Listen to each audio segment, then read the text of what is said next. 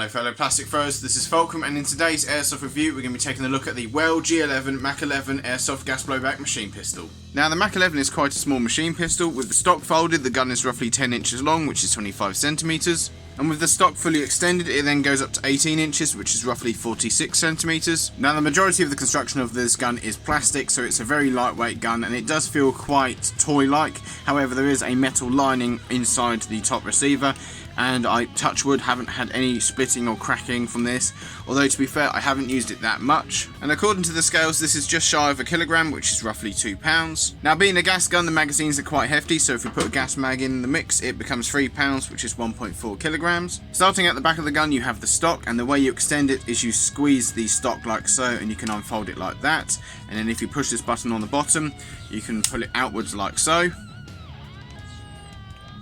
And then if you push the button once again and pull it further, you can actually remove the stock completely. Now the few times I have used this, I used the stock for the majority of the time because I didn't have that many shots, so I wanted to make sure that they counted, so this allowed me to steady the gun. And given the fact that the gun's quite compact with the stock on, I don't really see the benefit of taking the stock off. You might as well just leave it there. It doesn't weigh that much, and it doesn't really change the size of the gun that much if you remove it. The selector switch is on the left of the gun, and you have S for semi and F for full auto, or as I like to call it, S for sensible and F for fun. Your safety switch is located on the right hand side of the gun next to the trigger. All the way back is on safe, and if you push it forward, it's then on fire. The charging handle is located on the top, and if you have the gun on safe, you will not be able to pull it back, and you can also turn the charging handle at a 90-degree angle to lock the bolt in place. Now this MAC-11 is a NS1 style MAC-11, and you must have the bolt open when you put the magazine in, otherwise you can damage the nozzle. And this fires from an open bolt. When you pull the trigger, the bolt slams forward and it loads a BB into the hop chamber, and as well as doing that, it will fire a burst of gas. That gas will then be fired out through that nozzle, through the barrel, and after the BB's left the barrel, a valve opens up and fires some gas into a piston back here, which then fires the whole bolt assembly back, and it will cock it again, ready to fire. Now the suppressor thread on this gun is a proprietary MAC-11 thread. I have no idea what the measurement is, but I believe it is a standard clockwise thread. Now the suppressor I use is a generic suppressor with a drive shaft nut epoxied onto the back of it. It could definitely fit a lot better, and it's slightly on the wonk, but you know, it looks the part and it works alright, so that's the main thing. Now there used to be a sling mount on the front here, but I didn't like the idea of having a single point with it swinging the gun upwards into my face like that. So when I do use the sling on it, I usually have a cable tie through the stock like so it hangs down like that. To adjust the hop unit in this gun, you want to pull the bolt back so you can reach the hop unit, and then you're provided with a key which meshes in with the hop unit so you can adjust it. I don't know which way you turn it to apply hop. It doesn't really seem to do anything. It's quite an inaccurate gun this, and it doesn't shoot that far. I'd say about 30 meters maximum, which it's not particularly accurate at that range, but it's a machine pistol, and MAC-11s are renowned for being inaccurate.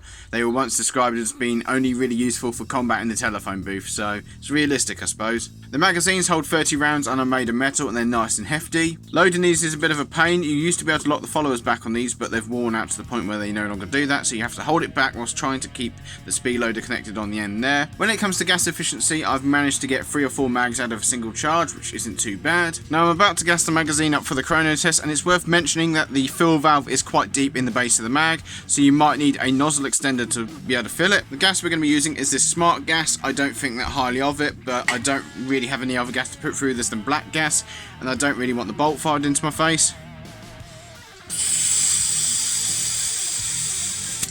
This is my only working mag, and it leaks annoyingly, but hey ho, luck of the draw. So we've got Tipman .24. The BBs we're using are Tipman .25 BBs, and we're going to take a couple of shots and then give it a burst of full auto. Now I hate this gas. It only really works if you're in the Atacama Desert, and we're getting around 230, 220. It's all over the place, and it was doing the chattering, which is a sign that the gas isn't strong enough. And yeah, this is crap, this stuff. I don't know how they allege it works at +5, or it's terrible. So we don't like this stuff, and it only cycled this Mac the other day when it was 27 bloody degrees outside. So this is dreadful. So we're going to stick with neutral green. But let's give it a burst of full auto and see if we can get a damn reading from this thing. At least that worked. And for fire rate, as you can see, we're just scratching 1300 rounds a minute, which in rounds a second is 21. Now the velocity isn't great, and I think that's all really down to the gas, because with the neutral green gas, which I find works really well, I was getting about 320 on .2s, and this gun is perfectly capable of doing that. And fire rate, I have hit around 1500 to 1700 rounds a minute before. So when it comes to the smart gas, it seems to be crap. I don't see how it can work at plus 5 degrees when it can barely cycle a gun at, what, 22 degrees today, and it's stifling hot in the conservatory, and it's just terrible, this gas. I don't know why people buy it, apart from maybe it's cheap, but there's a lot in there still. It's not like I'm running the tank empty like I was with this brute stuff earlier. It's just terrible. So, in my opinion, don't buy this stuff, get some neutral green, it's better value. And as you can see, the bolt's just stopped because there's no bolt release on this thing, so you want to cock it backwards and remove the mag. And yeah, it's a bit of a shame about that gas, because when I've used this with proper gas in, it works alright. Now performance wise, this is not an accurate gun, nor will it shoot that far. If I was to hazard a guess, the absolute maximum range of this gun when the hop wants to work with you is around 40 meters, and it is not accurate at that distance at all. Now, like I said, when we were chronoing, I was having to use what I had when it came to gas. If I used black gas, I would probably have blown my hand off, because this being a plastic body, you do not want to put black gas anywhere near this thing, and I have actually blown it up a bit using black gas in it, trying to get it to work. When it comes to reliability, I found this gun has been very finicky, especially when it comes to gas, although that's the only real problem I've had, is getting the right type of gas for it, because you go too powerful, you can damage something, but not powerful enough, and it will do that chattering where the bolt won't lock back and it just won't work. However, when it's nice and hot and nice and dry and you've got decent green gas in it, this gun seems to work alright. Just again, don't expect a massive amount of range or accuracy, but again, it's a MAC-11, they're designed for close quarters. They were once described as being only fit for combat in telephone booths. It's a small barreled machine pistol, so I consider any inaccuracies just a bit more realistic with this gun. Speaking of accuracy, I nearly forgot to show you guys the iron sights, which is just a hole with a front post. They're really basic, and you're not going to be using them on this thing. Now, getting an Airsoft MAC-11 is quite a difficult thing, because the newest version of MAC-11s you can buy, which is the NS2 version released by KWA, they're discontinued, and this is the NS1, and this is a clone of the KWA NS1 system.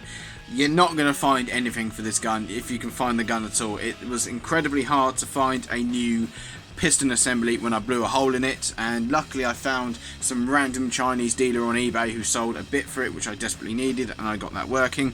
But you're not going to be able to find parts for this easily, and there's not really much that's compatible with it. It's just a mishmash of I don't know what these bits are, I don't know if you can get them anywhere.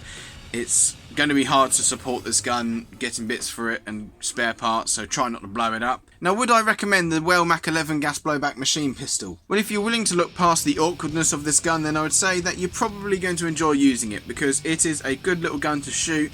It's very dangerous in close quarters, especially with the fully automatic capability. It's something unique, it's not just another M4, and even though it doesn't kick that much, it's a gas blowback, and we all like gas blowbacks, they're always good fun. And yeah, if you're willing to look past the problems you might get with this and just persevere with it, then maybe it's worth getting yourself a gas blowback MAC-11. So that's it for this Airsoft review. Thank you very much for watching. If you enjoyed it at any point or found it useful, then make sure you leave a like. And if you don't want to miss out on any new Airsoft content, then make sure you subscribe and enable notifications. Now, we're knocking on the door of 200 subscribers, and I really do appreciate all the support. I'm blown away that we've managed to get the channel to this size, and I really do appreciate all the support, so thank you very much. Hopefully we'll hit 200 soon. And yeah, I really do appreciate all the support. I've got a load of other bits of gameplay footage that I want to release. I want to slow down a bit with the gameplay. I think I was getting a bit too carried away with the bolt footage. I want to do some other things, you know, mix it all up. I've got a new landmine design, which you'll see eventually. It's a bit tricky, but we'll get that working, and then you'll be able to see what I've been working on. But once again, thank you very much for the nearly 200 subscribers, and thank you very much for all the support. And as always, guys, play fair, play safe. Take care.